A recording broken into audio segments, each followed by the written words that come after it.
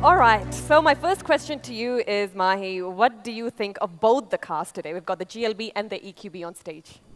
Well, I've always been a SUV lover, again, I don't know if I'll be criticized for it, but there's some things you love and it's important to be upfront about it. And there's always a reason behind, I come from Ranchi, and a lot of times we are worried not only about the performance. Ground clearance is one of the things we Indians consider as, one of the most important things when it comes to any car. And also the stance on the road, in the sense, I always felt more comfortable driving an SUV because you are much higher from the ground, you have more visibility, you can always see what is happening in front of you. So I've always been a SUV fan. And coming to the cars, it's one of the biggest that Mercedes has to offer. It's a full 7-seater almost. And when it comes to the electric, I would like to drive it a bit more. It's very similar to the one that I already have, but it's a petrol engine. So when it comes to the performance, it's a Mercedes, so it will definitely perform. But it's always good to, feel it and then give a response about it. Yeah, absolutely. Now, you have been a successful captain. Would you say versatility has a key role to play in that, to be a good captain? Well, I think it's a very important thing, but you can't really stop something with one word. So I've always felt adaptability is a key factor. And at the same time, what are the different kind of jobs that you can fulfill, and I think most of you are familiar with cricket, and we always crib about, oh, we don't have enough all-rounders. And what are all-rounders actually? There are people who can, who can bat, who can bowl, who can field, and all of that. So definitely when it comes to if it has to spill out of the cricketing field, I feel it's applicable everywhere. If you talk about cars, most of us talk about SUVs or different vehicles, but actually how many of us actually take it off-road? If we talk about percentage, if 100 people are buying SUVs, actually 99 of them, they don't really take it off-roading. But still, it's the aspect that is important, it's the aspect that they want, the space. They may use it once in 365 days, but they want the space. They want enough cargo space for the full family stuff to fit in, to move around freely, reliability and all of that. So it's an important thing when it comes to a car or a team, but I won't say it's the only thing, that is the most important one. Now, do you go off-roading? Do you have a Well, I do because Ranchi, it's a plateau, so we have enough places where we can go off-roading, but not hardcore off-roading, because if you get stuck, then it's a trouble. So you don't really want to get stuck. You want to go off-roading, but it shouldn't be as if, it's too demanding and it's putting too much pressure on the car and the driving skill. More often than not, it's not the car that lets you down, it's actually the driver. Because they don't have much experience, they just dive in and then they realize, it's too much. They've taken a bigger bite than what they can chew. Right. Now, I heard earlier that the first car you bought was a Mercedes-Benz. Tell us more about that.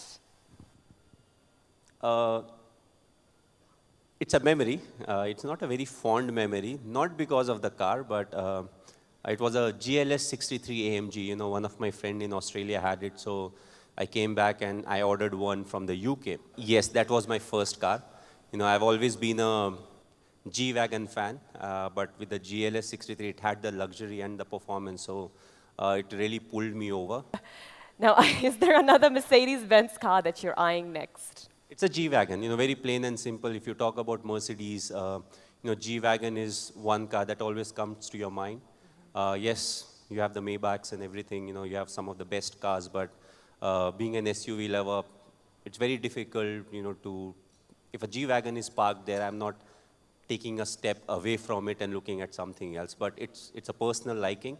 And one of the reasons, if you see, it's one of the most produced cars. It has, if I'm not wrong, the production line runs on from, when it started. And I feel that in itself says a lot about the car. And, hopefully till they produce petrol engine cars, they'll keep producing it. And definitely there'll be an electric version. But electric version is still different. So, a G-Wagon with a proper petrol head, a V8 is what is needed. Okay, all right. Now we're going to actually open up the audience for some questions. Hi, Mahi. Oh, I want to ask, how long had you been dreaming to buy a Mercedes before you actually bought it? Well, growing up, if you see, I was born in 81. I don't know how many people were born in 81, but growing up, the car that most of us wanted was a Mercedes because Mercedes dominated that full era. And then later on, the other car makers also started flowing in. They had their own versions of cars and everything. But somehow I've always been, my heart has always been towards Mercedes. Then I was traveling a lot, so there were other cars that were planned, and I realized that most of the cars that are in my garage have not even done 5,000 kilometers in 7, 8 years. So I was like, we need to take it slow. Then Ziva was born, so after 2 years he started going to school, and that was the first time we actually got a Mercedes. It's not a very big one, so the roads are a bit narrow to the school, and she considers it her car. So often when I'm taking it to the stadium, you're like, Daddy, why are you taking my car? So actually it's strange, to answer your daughter as to why you're sharing her car. And a lot of times she refuses to take some other car. I don't know the reason behind it, maybe because 95% of the time she travels in that car, and most of her traveling is to the school and from the school. So very close, but now I'm getting something for myself at some point of time. And I'm hoping that, I'm not playing a lot of international cricket, so I'll get some time to use the car, so that I can do justice. Otherwise, it becomes the same. You have cars in the garage, but you're not actually using it, because one of my daily trips is actually in a motorcycle. If I don't have a kit bag with me, I ride my motorcycle. So evening, if I'm going to the gym or if I'm going for practice with kit bag, that's the time the car comes in. So I'm hoping I get enough time, to drive a car. Mr. Dhoni, looking at the electric versus the diesel petrol versions, you said you would like to drive the electric version for a period of time before you can judge that electrical is as good as petrol and diesel. The whole world is going towards the electrical, and we all know the world is, there are timelines 2030, 2035 that most of the world is going to be taken over by the electrical vehicle. So, what makes you feel that electrical vehicle, the drivability or all the components of driving, you are a SUV lover, what makes you think SUV of electric versus petrol and diesel? Your preliminary experience, how do you think about it? Well, the answer is very simple, because if you're a motorhead, engine is something that is very important because it gives you a feel about the vehicle. When it comes to the interiors and everything, you can put in the best of interiors. You can put what you want. You may have the best multimedia, but is that the car? Or the car is actually the chassis and the engine and how it's handling? One of the fact of life is going ahead at some point of time, you'll only see electric vehicles or greener forms of vehicle, whether it is hydrogen driven or something else, new technology comes in. But I feel most of the people who love cars, they'll always drive the electric or whatever comes in the future, but they'll always say one thing, I'm missing that feel of a car that only comes with an engine, whether it's a diesel or an electric. When it comes to performance, there's something that we all know, when it comes to performance of the electric motor and all, it has a lot of torque. Right from standstill, it gives you a lot of torque. So all the supercar makers, they have been struggling saying, okay, putting in a lot of R&D, we are putting in a lot of research, to break that barrier of saying, okay, 0 to 100 in less than 3 seconds, less than 2.5 seconds. But with an electric motor and research, it is easily possible. Most of the car manufacturers will be like, that is something that can be achieved. But it's all about the feel. And one thing is for sure, you will stop seeing them in the future. What I mean is the internal combustion engine at some point of time. So when the moment is right, I really want to enjoy it. I have it, so I would rather enjoy it at this point of time, because if I'm alive and 2050, we are sitting in a similar, once they grow up, it will be very difficult for them to understand what is an internal combustion engine, because they would be driving the electric vehicles, so they may not know something that we have gone through. A lot of them youngsters, they won't know about the cassette player. What is a cassette player? Pen drive, floppy disk. So, future, there may not be, petrol engine cars available. So I think it's something that needs to be enjoyed, but it's important to be very responsible also. Not to forget, I feel the electric vehicle is not the solution. How the electricity is produced is the solution. If my electric is still coming from a thermal power plant, we can't say, okay, it's green. So what is important is to generate electricity, that is greener, and to have other sustainable things, that is around when it comes to the energy aspect. Good evening, Mahi sir. I am a great fan of yours. The question that I would like to ask you is that what are the features that you miss in this car? Like, I suppose you have driven a lot of cars, and what are the things that you think that this car should have? Like, to answer that first, I need to get really into the car. For me, I'm not somebody, so when I'm driving a car, the music system is not the most important thing. The leather on the chair is not the most important thing. Whether it's ventilated or not, whether the steering has a heated thing or not. So for me, my most important thing is the feel that I get out of the car. Features can be added. You can talk to Mercedes. They'll add whatever you want. You talk about it, they'll put a PlayStation for you. It's not safe, they'll put a PlayStation. But whatever you want can be done. What is important is not the features, the car in itself. So the car is the most important thing. Everything else is an add-on. Like when I meet cricketers, that's what I keep telling them. For us, cricket is the most important thing. Everything around cricket will take care of itself. If we take care of the most important thing, which is cricket,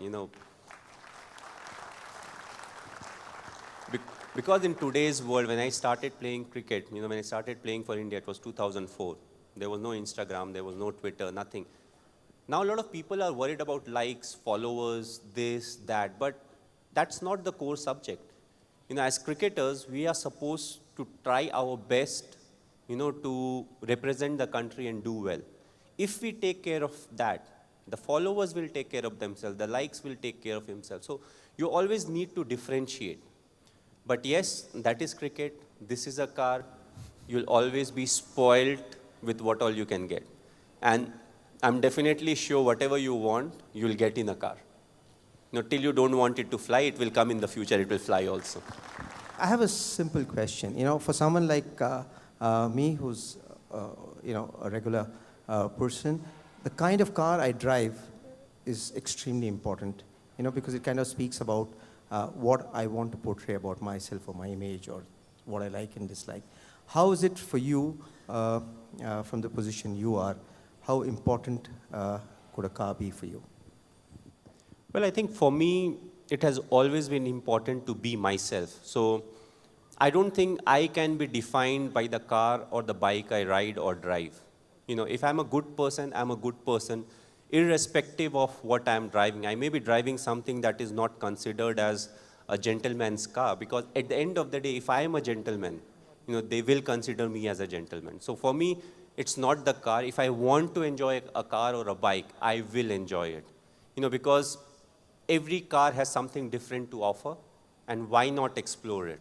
So I don't bound myself with that. When it comes to car, I like cars, that perform, but they don't have the same hype around it. So they may look simple like some other car, but they have performance under the bonnet. That's the kind of person I am. Mahi, we have a small fan on your left. Raise your hand. Right in front of the stage. Right. Oh, there you go. Hi. Hello. Good evening. I'm a very big fan of yours. So the question which I wanna ask you is, which is the most memorable cricket match you have ever played?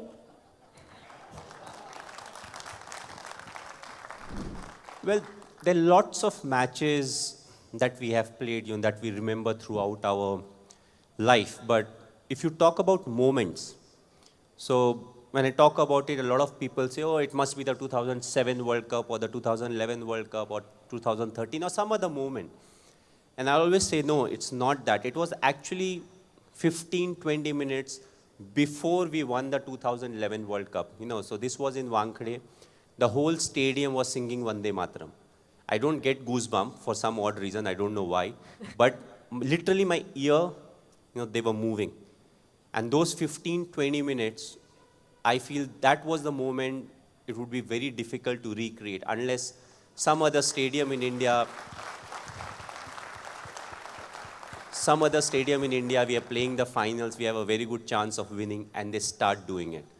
Because when it comes to the national anthem, if you see our national anthem, we cannot scream, we cannot shout, we cannot raise the voice because there's a pitch to it. But with Vande Mataram, you can do that. And if you imagine 35, 40,000 people at their emotional best and emotional high, shouting it, singing it, I feel that was the best moment. After you become successful in cricket and you bought your first Mercedes, sir, how was your feeling after buying it? There were a lot of cars before that. Okay. Because even when you are successful, there's a gradation in life. Gradation in the sense, I come from a middle class background. So once you get the money, you want to make your home first. Times have changed. Now people want their car first. But for us, the home was more important. So it came much later in life, and there were so many cars before it. So I don't know how to actually answer your question, but it was a pleasure once I got my first luxury car. As I recall, in an interview I had heard when Ronaldo was asked how many cars does he have, he didn't have an answer. Do you have the count of how many cars you have? I don't know the exact number. I have quite a few, but I'm more into the vintage cars. So I love the old cars.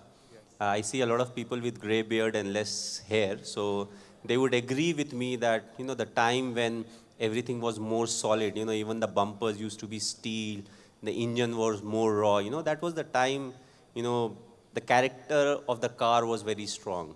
So I'm born in 81, but I think I'm slightly older when it comes to liking of the cars, So I love those big cars, may or may not have big engine, but very strong on the outside. The suspension were not great, but the seat had so much cushion that you hardly felt the potholes. So, that's how I am. Sir, and I'm a die-hard CSK fan, hoping for a win this year. We'll try our best. Hey, Mahi. I'm a great fan of yours. So, I know you're a big bike lover, right? So, do you think Mercedes should get into the bike world? I was hoping someone would ask that question. It's a very difficult one to crack. It's easier to drive on 4 wheels than 2 wheels. But I feel everybody specializes at, things. I'm very happy with what they are doing. So let's leave the bikes to the bike people. And as you rightly said, I love bikes, I love motorcycles, and I love old two-stroke bikes, which it's very difficult to find nowadays. But yeah, when it comes to the biking aspect, right from the 50s, I feel, the bikes are something that is, for the West, it is often considered as fun and adventure. But when it comes to India, it's more to commute. You don't buy a bike, oh, we want to go, on a bike ride or something. Basically, you're going from place A to place B, which may be home to school or home to college. So bike actually is a very important aspect of all our lives in India. Amazing. That's all we have time for, unfortunately. Mahi, thank you so much. You answered all the questions so candidly. I absolutely loved doing this with you. Thank you so much. You can head out.